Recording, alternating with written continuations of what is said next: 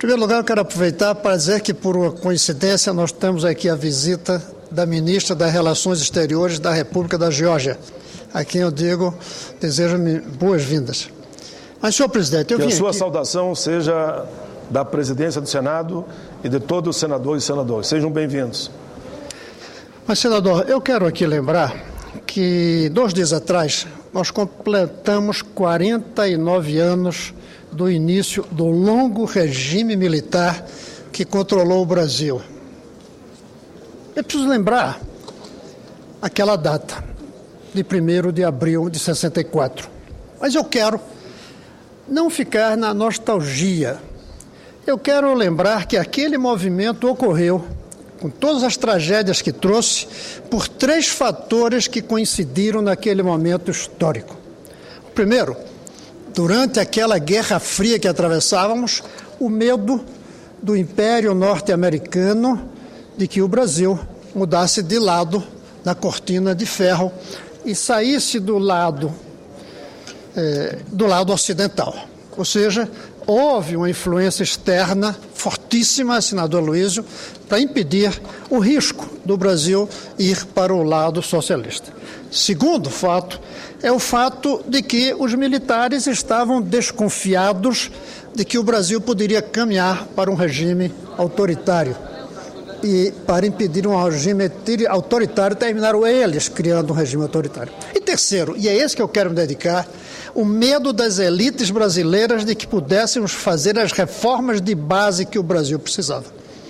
E essa foi a principal causa, senador Requião, foi o medo das reformas de base. Entre essas reformas, não há dúvida que a principal naquela época era a reforma agrária, que tinha por objetivo liberar os recursos então existentes para que fossem aproveitados, senador Simão. Liberar a terra sem homens para que produzisse e liberar os homens sem terra para que eles produzissem também. A nossa terra era aprisionada e os nossos homens eram aprisionados. A reforma agrária liberaria isso. Teria mudado o Brasil se naquela época, 50 anos atrás, nós tivéssemos feito a reforma agrária. O mesmo a reforma bancária, para liberar os recursos financeiros da especulação que então se tinha para investimentos produtivos no Brasil. Cada uma das reformas de base visavam, sobretudo, dar um salto para que o Brasil liberasse seus recursos, passasse a produzir olhando para dentro. O Brasil seria mais rico e mais justo se aquela reforma tivesse sido feita. Não vou discutir do risco ou não de um regime autoritário aqui pela esquerda. Sem isso, se mantivéssemos a democracia, o Brasil seria muito mais rico. Nossas cidades não seriam verdadeiros monstrópolis, metrópoles monstruosas que são hoje, que não teria havido a migração. Nossa economia não seria dependente de bens de alto valor, como o automóvel, porque teria sido criada uma demanda de base de produtos simples. Mas o Brasil escolheu outro caminho. O Brasil, pela força dos militares, pela influência fundamental dos Estados Unidos e da elite brasileira, com medo de perder os recursos que controlavam, o Brasil caminhou por não fazer a reforma de base. 50 anos depois, quando a gente olha, a gente vê que o Brasil continua avançando mesmo sem as reformas. Somos a 6ª potência econômica do mundo. Mas, ao não fazer as reformas, temos algumas das piores cidades do mundo, pela migração forçada do campo, pela incapacidade de gerar emprego. Temos uma economia que é a das maiores do mundo, mas dependente da vontade dos chineses comprarem ou não as nossas commodities. Dependendo ou não da capacidade de aumentar as vias urbanas para comprarmos automóveis, que representam 25% da produção industrial brasileira. Pois bem, hoje é hora de pensar quais reformas o Brasil continua pensando.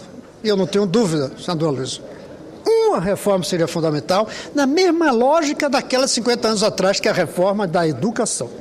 Naquela época, o principal recurso produtivo era a terra e as mãos dos trabalhadores rurais. Hoje, o principal recurso econômico é a inteligência do povo brasileiro.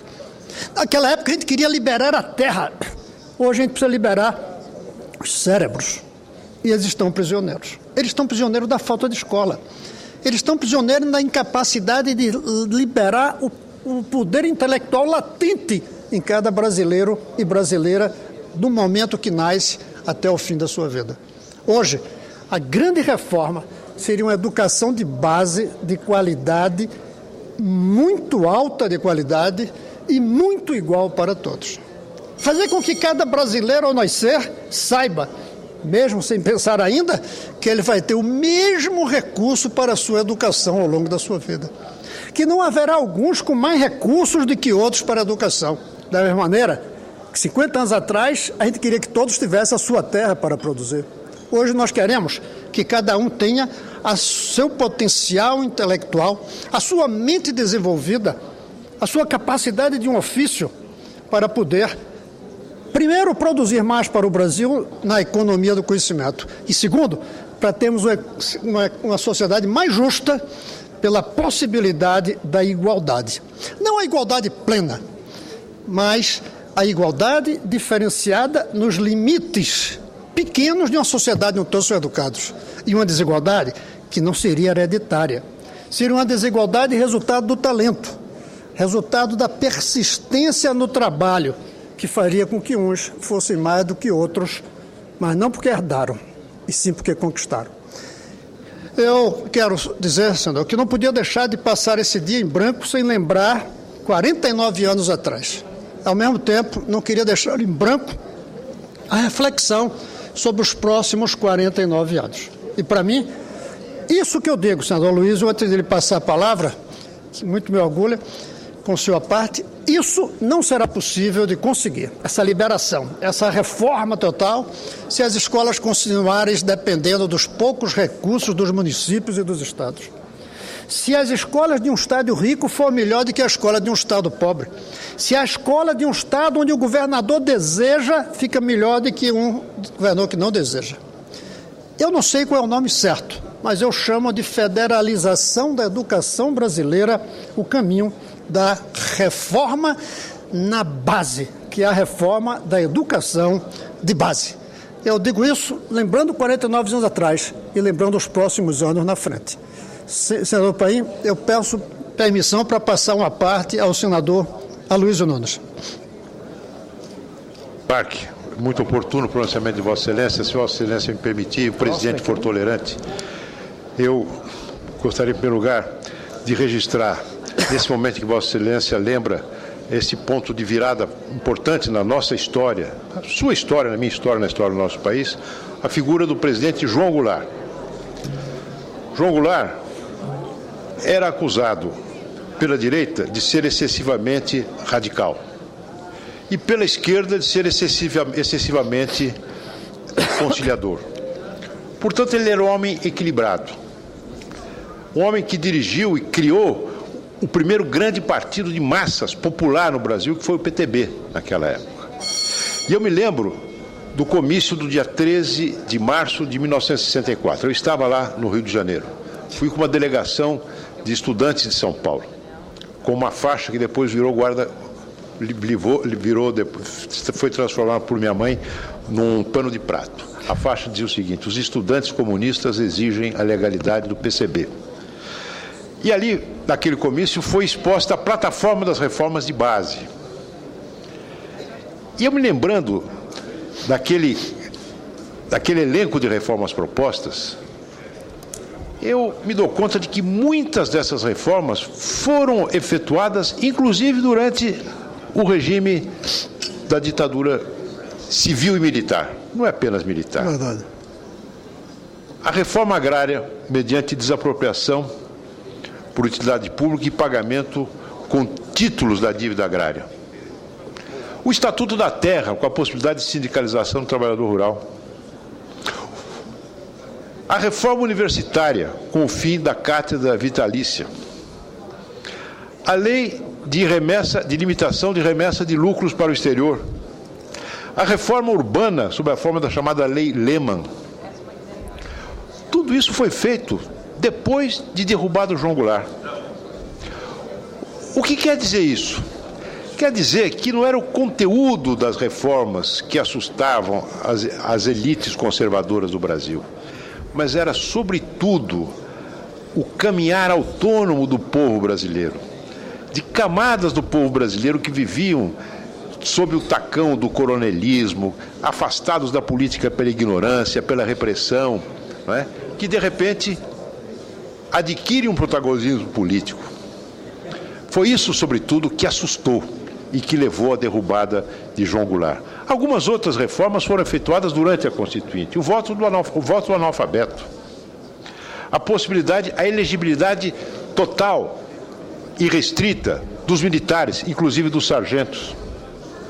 Tudo isso foi consequência da Constituinte e adotado sem maiores polêmicas. Não é? O que se temia, na verdade, era a emergência do povo brasileiro como ator político.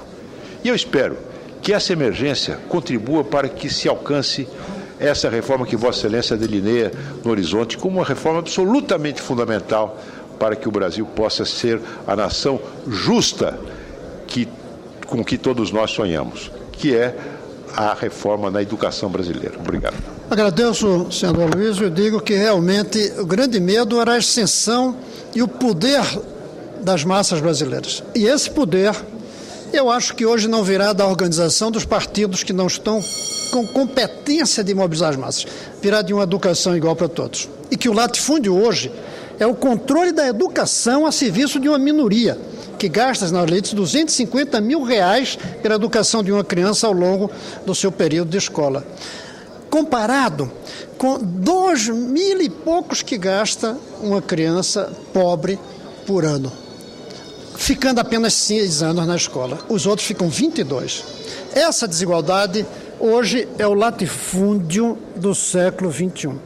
O controle da educação para poucos é o latifúndio pouco produtivo que impede a extensão das massas, como dizia o senador Luizio, a construção de uma sociedade economia dinâmica e de uma sociedade justa. Era isso, senhor presidente, que eu tinha para falar.